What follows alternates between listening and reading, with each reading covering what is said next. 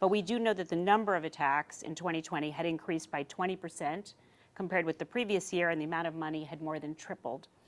Striking back against ransomware requires international cooperation, and that's what we're here to discuss today. In Lisbon last June, the U.S. and EU announced a dedicated focus on addressing this increased threat. And the first meeting of the new working group has now taken place. This week is the occasion of the biannual meetings between the EU interior ministers and the U.S. Departments of Homeland Security and Justice. So just to go right into it, Secretary Mayorkas, how should governments be countering the threat of ransomware? And you just came from the meeting of the Justice and Home Affairs Ministerial. What role do governments play in counter ransomware effects? So Karen, thanks very much for having us, and to the German Marshall Fund and Commissioner Johansson. As a dear friend and great partner, it's really a pleasure. Let me first underscore how significant a threat ransomware is. And I think I'll take an example of something that we domestically have suffered. And that is the hostage taking, if you will, because that's really what ransomware is. The hostage taking of a small hospital in the Midwest where its intensive care unit no longer was operable, and critical care patients had to be moved to another hospital in an emergency situation, because really the hospital was taken over through ransomware. This is something that really can affect and does affect the day-to-day lives of individuals, not only in the United States, but around the world, because cybercrime, as we know all too well, knows no boundaries. Because it knows no boundaries, partnership between and among nations is so critical. We face common adversaries, they use common techniques, and we can learn together, share information together, and strengthen ourselves together. That's terrific. And Commissioner Johansson, tell us a little bit about what it means in our daily lives. How worried should citizens be about this threat, and what can we all do about it? Well, it's really a big threat, I should say. And what we can see now is they're being more and more professional, more and more international, more and more organized. And they are now not only attacking individuals or smaller companies, they are actually attacking, like Ali just said, fundamental functions in society, like healthcare. We had an attack in one of my member states where they could stop all the functioning of a local government, like paying welfare subsidies and things like that to people. So it's really a threat to our society. So of course everybody can do something to protect themselves, but really this is a responsibility for governments to protect our societies, and we can't do it alone. We have to work together because they are actually cross-border, and they are very professional, and they are developing their methods more or less on a daily basis, and we have to keep up with that pace, and that's why we started this cooperation to be much stronger together. And so tell us about the working group that you set up and why that was what was created. Yes, you can say there are three different things. One is to be stronger on the operational side, and that means to find systems on how you do the investigations. Should you approach from the victim-based or from an infrastructural base or from a subjects-based, for example? What kind of steps should be taken in the investigation? Can we do that even more effective than we do today? Second is the prevention, awareness raising. How can we protect companies, infrastructure, governments, important functions from this kind of attacks? And third, what I think is really important is following the money. They are using virtual currency, and we need to trace the transaction of this virtual currency, and this is really something which need international cooperation to be effective. Secretary, you just came from this ministerial meeting. Did you agree on some next steps, and how does this fit into the White House meeting that will happen? So I think we have a very similar vision between and amongst us, and what we are really focused on now is operational advancement.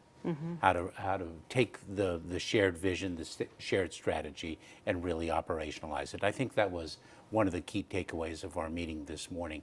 Let me share, if I can, another reason why the partnership is so vital. in the cyber realm generally, and this is true for ransomware specifically, there are shared vulnerabilities because we share technology, the means by which, the software, the infrastructure. And cybercrime, and ransomware in particular, is replicable and quite easily so.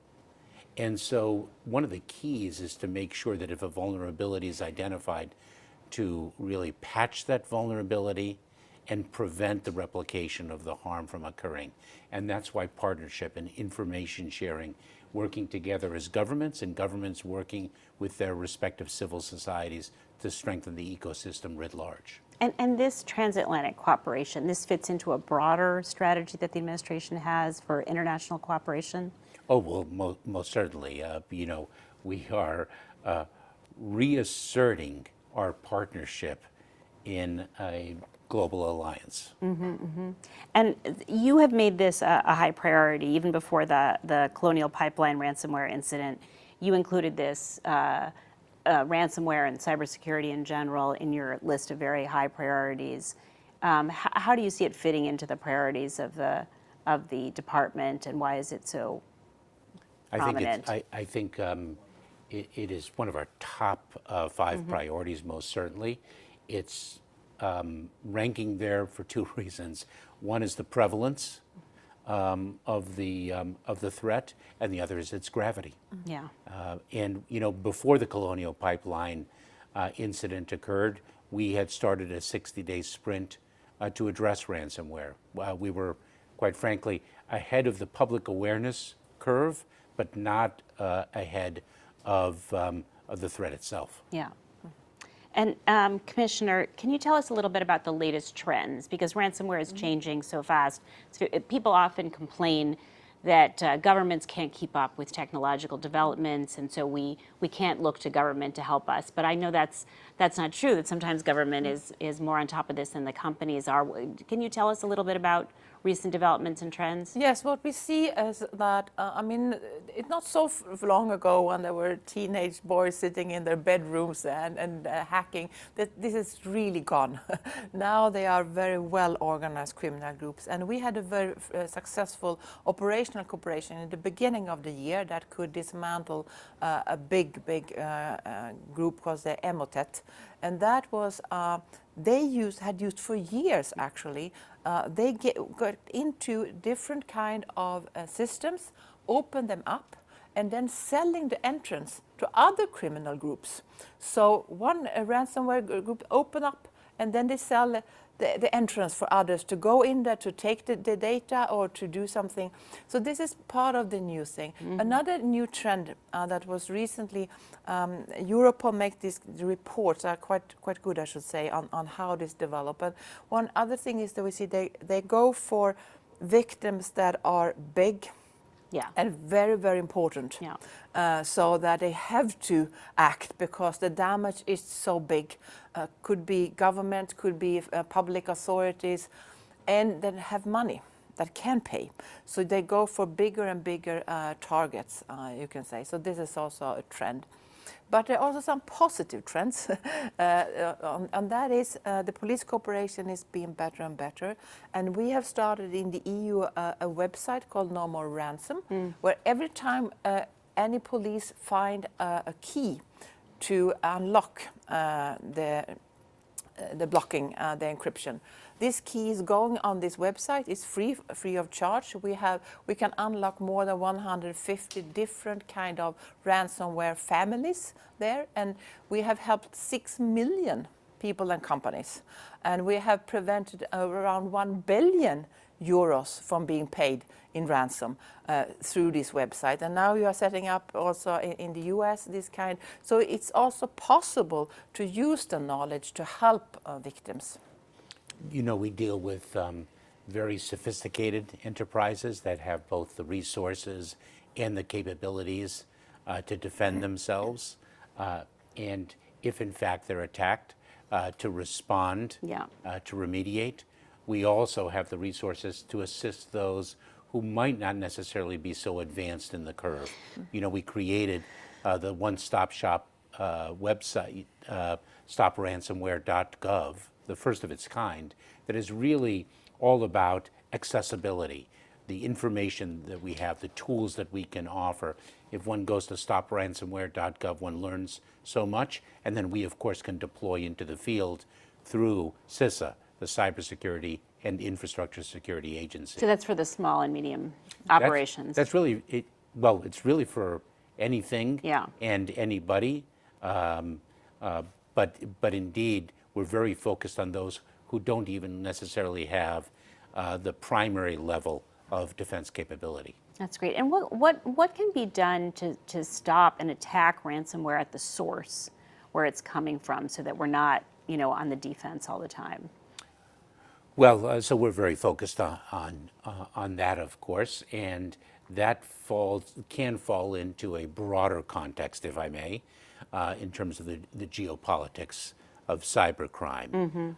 The president has spoken very clearly about the expectation that nation states will address cybercrime emanating from within their boundaries. Yeah. And we have tools. Yeah. And you've talked a little bit about this, but can you, Commissioner, talk a little bit about the victims? Not just preventing ransomware attacks, but once they've occurred, what they do to try to restore their data. Are there ways that these individual companies can be helped? Yes, there are, and this website, the European one, it's really being used, as I said, by 6 million users already, and it's free of charge. So this is really a way to help. But may I raise another angle of this? Yes, and I please. think what we know about ransomware is, I'm afraid, it's just the tip of the iceberg. We don't know how big this is. There seems to be quite a lot of victims that don't go to the police. They're afraid of their reputation. They're afraid of having a reputation of not having enough of the security systems in their systems. And I think this is really a threat. We need to report. We need to talk about it. This is about awareness raising, so that more companies and more individuals, and that we can build in more of the prevention and security already from the beginning. But if it's a hidden crime, then that's not going to come up to the surface. And also, I think this is something that we have been discussing also in the working group, is could we reach out together to insurance companies? Could there be possibilities for companies to insure themselves for this? So I think having the ransomware more in the public, talk about it more, make it more visible, report, help each other. This is important, because nobody can deal with this alone. Yeah, it's such a new kind of challenge. It's non-state actors, it crosses borders, it's a national security vulnerability, but it's affecting companies. It's really a new kind of challenge. I think its significance has only grown, as you, Karen, said at the very outset. I just want to emphasize the importance of Ylva's point. Information sharing is a vital tool to defend oneself, because the more one shares with one another and with the government, the more we learn, and we have the ability to disseminate that information broadly and really raise the defense bar. Yeah, if we bring it out into the open. And information sharing is about trust. And That's I think it's really, when we met first in Lisbon, and you said, U.S. is back. I'm so happy to have it back, because we have a very good and close cooperation, you and I, and our services and are working very good together. And I think this helps it to be operational and substantial to make quicker progress on this. So we already have a question from the audience, and I don't think this is something we can get into in detail, but maybe at a high level, this Log4j vulnerability that's been announced. Can you speak, maybe, Secretary, in general terms about how concerned we are? And so extraordinarily concerned. It's a very topical question. It's uppermost in our minds, and quite frankly, uppermost in our action plans. I dealt with the latest breaking news just this morning. The challenge it presents is its prevalence, because they attacked a software that is omnipresent. And then the there's a vulnerability that has been exposed, and others can jump in the exploitation of that vulnerability and really multiply the harm. We are acting as a government very, very quickly. And is this the kind of thing that you'll be having, that there would be cooperation on? Most certainly. Most certainly. This is once again an example where the boundaries between states are illusory when it comes to cybercrime.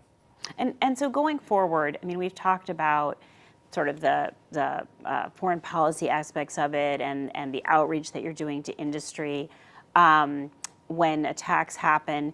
Is there a longer term kind of cooperation that can happen with the private sector, with institutions in the private sector that bring those groups that bring companies together over a longer term to tackle this? Well, what we have done in the Cybersecurity and Infrastructure Security Agency is really launch the Joint Cyber Defense Collaborative, which is a model for the public-private partnership.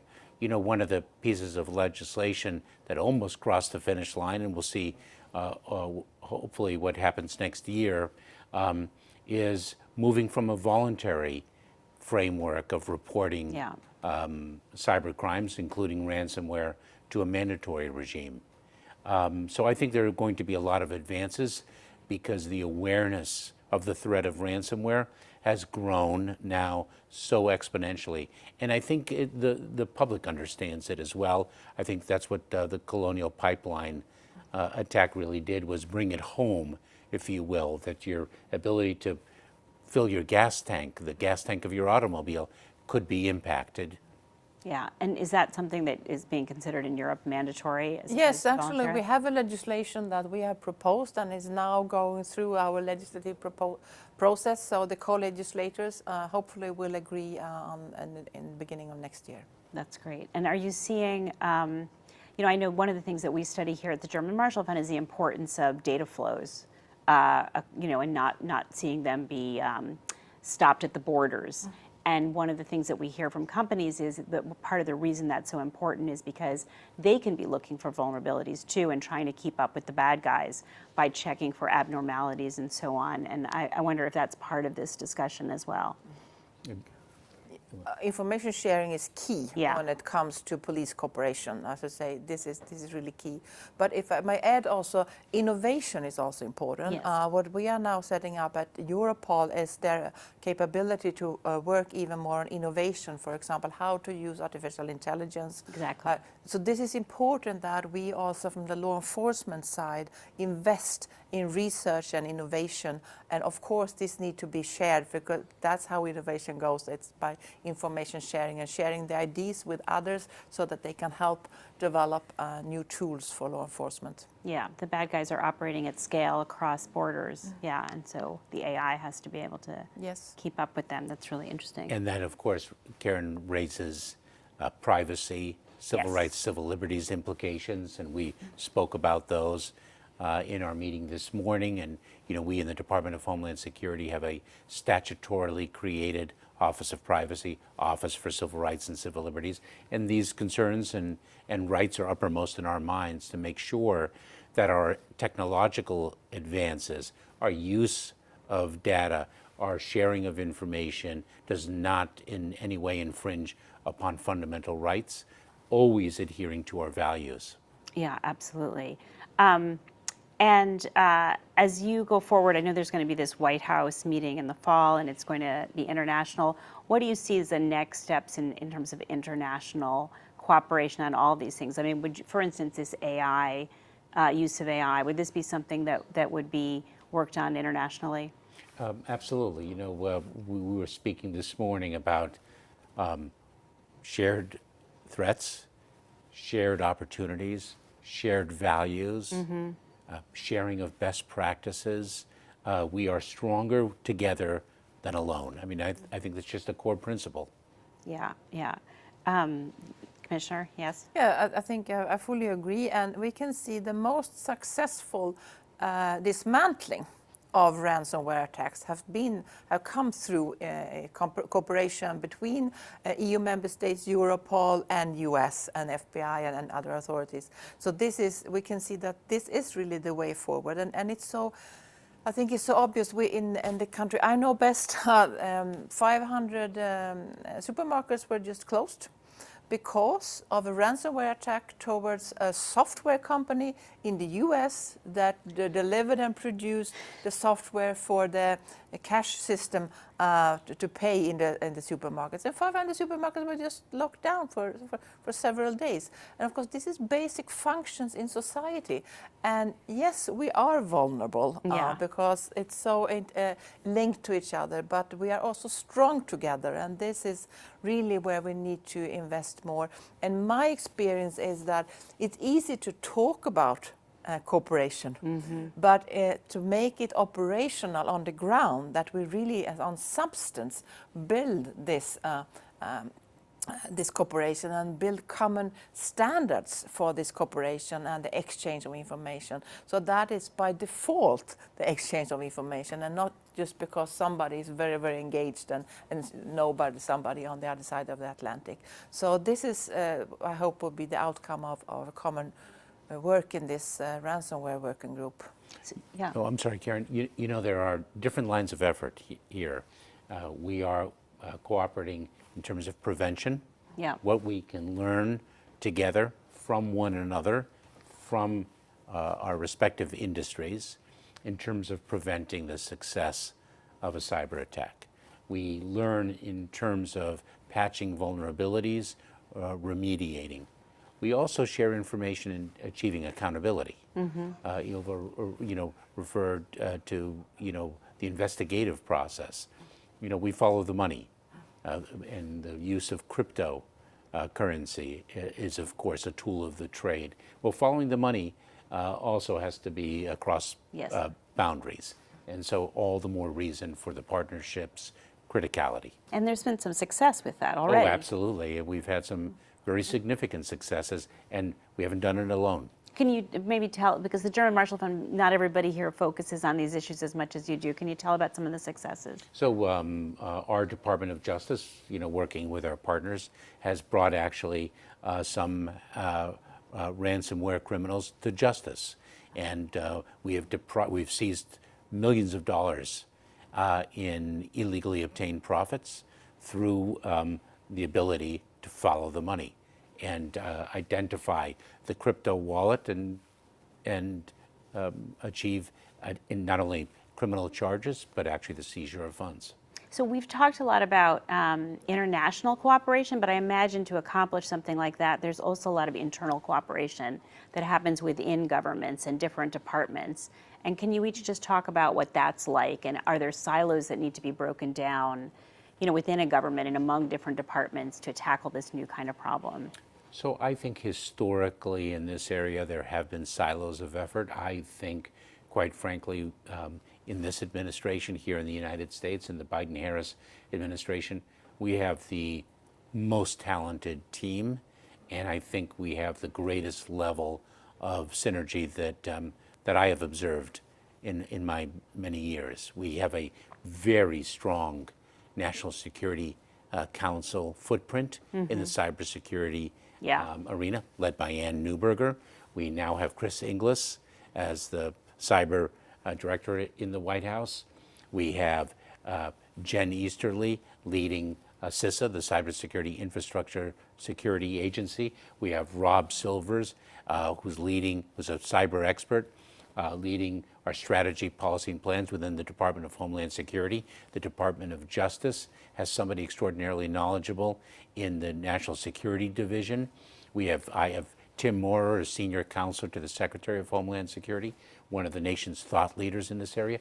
I think we've got an incredible team. That's great. And how about in Europe? Have you found that you have to break down some silos to tackle this kind of issue? Yeah, but I should say that our most important hub is Europol, where all national police forces are cooperating, and the U.S. authorities are there permanently, and we work together.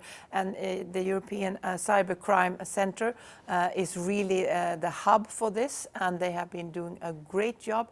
And it's so important, and we made joint operations where we gather all people together in the same room and prepare and exchange information in real time with the highest expertise from each national police in European Union, but also with our partner countries. This is really making a difference. We can really make really huge progress on this, not only on ransomware, but also other kind of criminality. So this is the exchange of information, but also the bringing together of expertise is important, because then you can solve much more than with each one trying to solve it themselves. That's great. You know, I feel like identifying 35 more names, by the way. You're going to be in trouble when you get back. You forgot somebody. Yeah.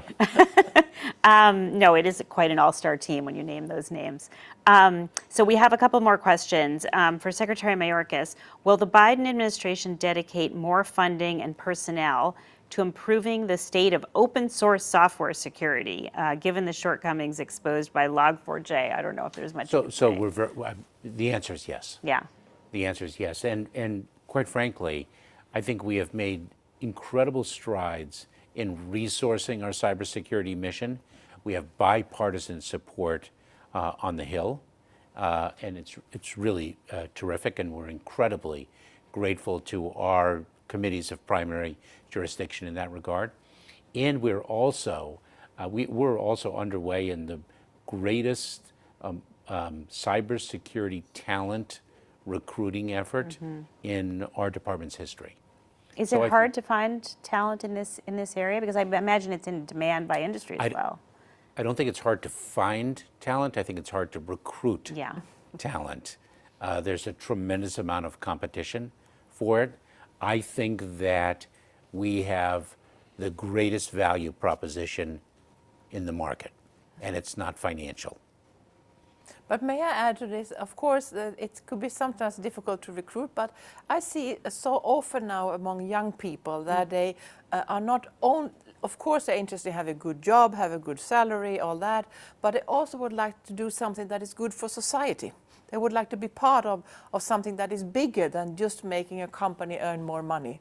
And I think this is important, that we see a lot of especially young people, I should say, that would like to have something bigger for their job, and not only, so to say, earning the money and have a good working environment.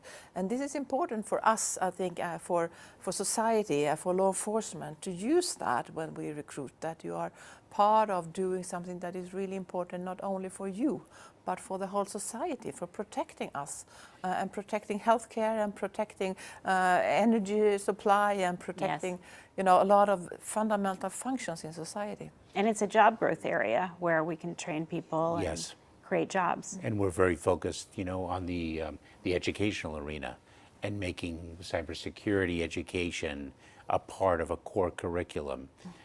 We are engaging in entering into new partnerships. We in the Department of Homeland Security have a new partnership with the Girl Scouts to raise the cybersecurity leaders of the future. And they have a wonderful program, a badge program for Girl Scouts who achieve some success and investment in cybersecurity. I love that. I think we've just got, the world is really open to us, and we're seizing that openness. So I'm just going to dig down a little bit deeper. I know we've covered this, but somebody's asking us, on several occasions, both panelists have mentioned operationalizing the U.S. EU relationship on ransomware. And this question is just to be a little bit more specific about what that means and what it would look like at the ground level.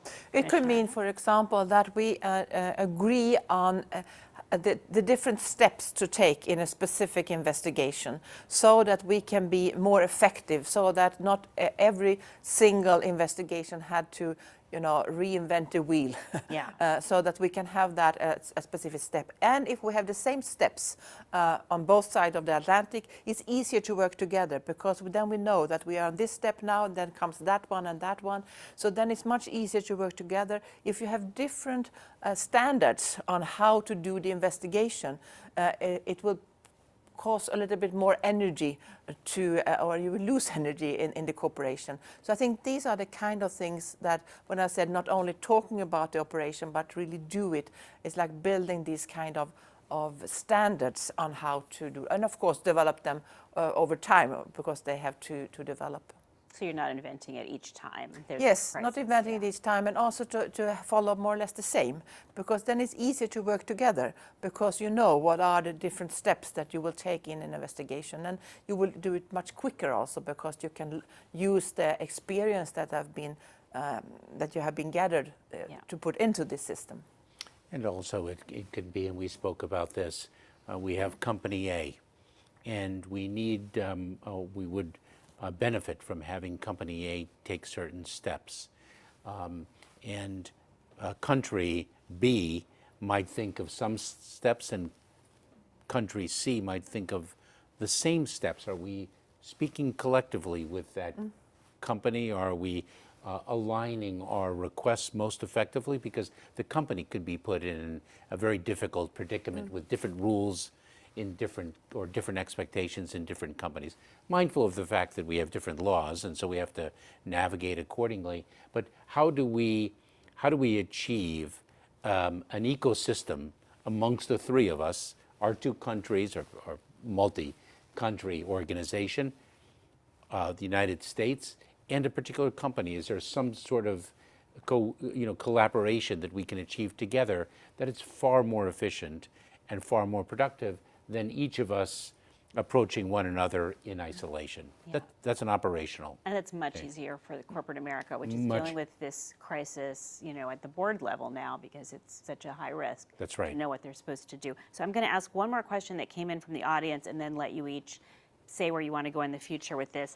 I think I know what this question is getting at. I'll just read it to you and say what I think it means. It says, would the U.S. and EU examine the concept of security-proofing legislation, particularly tech legislation, to avoid unintended vulnerabilities that cyber criminals can exploit? And I think that what this means is, especially in Europe, as you're considering all these regulations of the digital space, how do you make sure that these security concerns are incorporated in this new legislation or in regulation that follows? This is incorporated in the legislation, and may I just say, I think Ali just said it, that we have a little bit different tradition when it comes to legislation, Yes. and we have to respect that. I think we should not put too much energy into try to harmonize everything, but we have to put some energy into how it will work with each other, and how the operational part can be taking into account that the legislation could be a bit different in EU compared to the US. But it's important to have it already in the legislation, and this links also to security by design. Exactly. To make sure that companies already from the beginning think about these kind of issues and not coming afterwards, because it's much more costly to do it later than to start in another angle. And I think this is also a bit of a mindset that has to change. It's so often that those who invented the special service or product, and they never thought of how this could be used for criminal purposes or for other bad purposes, and just when they find out, then they try to build, how can we prevent this? But you should have some part of this already from the beginning. Yeah. And if I can make a point by raising a question, because I don't have a conclusive answer. But in my mind, legislation can achieve some foundational, very important foundational baselines. The question I have is, how much do we want to legislate in this arena beyond the foundational needs? Because the landscape is so rapidly changing. It is so dynamic, and I would not consider legislation to be particularly nimble at this time. And so how, if we over-legislate, will we actually be equipping ourselves for the future, or perhaps boxing ourselves into a particular framing that soon becomes past its utility, its greatest utility? And so I think what we need to do is have a combination of some foundation through legislation, use the regulations that we have, the regulatory tool available to us, and the voluntary framework is going to be so critical And then throughout. the additional point that the Commissioner made, I think, is so interesting, that, and then we figure out how it's interoperable. Yes.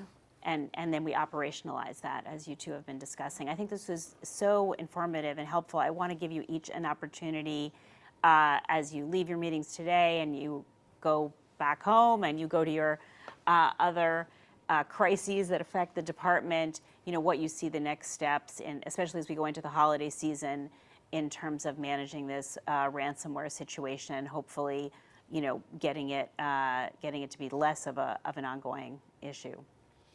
I would say, if I may, Ylva, I'd say two things. Number one, do not think about doing everything before you do something. Okay? There are the very advanced steps one can take, but there are also some readily accessible steps that one can take that make a big difference. We talk about backing up systems, which is elementary, and yet can be extraordinarily impactful. So that, number one, do something and keep on doing something. Don't think of everything as a mountain that has to be climbed. And the second point is that no one can do it alone, and no one includes us. And this requires a community of action, as evidenced today. We represent the government and also the partnership with the private sector. And Commissioner, the last word. Well, actually, I have nothing to add to what Ale just said, but I can add a wish. And I wish that we could demystify technology. I think there is so many people that think that they're afraid that technology can do whatever. It's not true. There are limits what technology can do. Or they think that technology is not possible to understand if you are not able to program it yourself. But we have a public debate on security for airplanes, on the roads, without people knowing exactly how everything goes on in an airplane, for example. So I think to have a public discussion about, so we need transparency and we need to demystify technology, to have a proper democratic political debate on how we should protect ourselves in the best way, and of course finding the right balance between protecting privacy and protecting citizens and society. Oh, I think that should be our New Year's resolution. I think that's, I mean, and you're speaking here at the German Marshall Fund, and we're very much focused on the transatlantic relationship, but also these values that underscore the transatlantic relationship, most especially democratic values. And we see this technology conversation exactly as you've both been talking about it. How can we ensure that democratic values are supported by technology rather than undermined? How can we have economic growth, and how can we have security? And so we're so lucky that the two of you are on the watch working on these issues, and we're really grateful that you came here today to share your thoughts and your hard work on these matters, and we're willing to answer all these questions. So thank you very, very much. Thank you, Karen. Thank you, Karen. Thank you, Ylva.